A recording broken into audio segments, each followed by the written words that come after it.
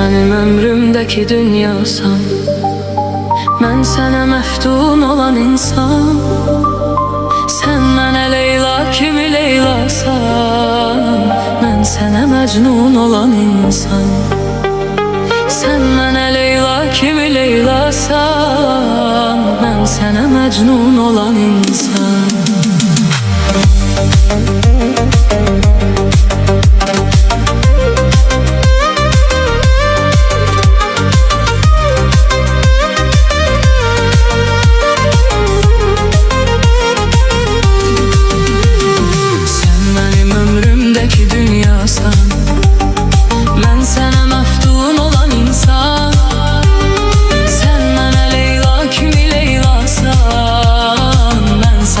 Mecnun olan insan.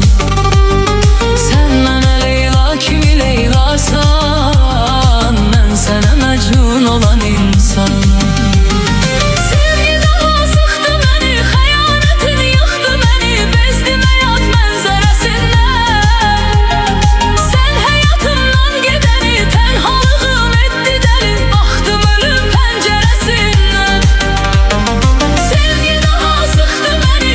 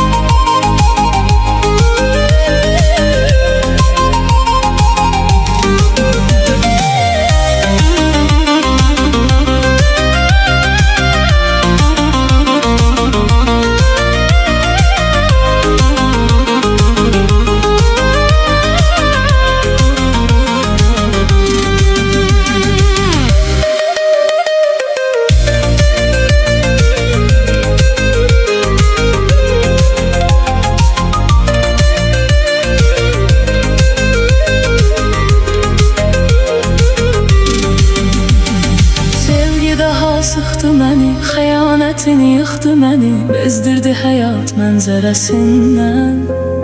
Sən həyatımdan gedəli, tənhalığı etdi dəli, baxdım ömrün pəncərəsindən.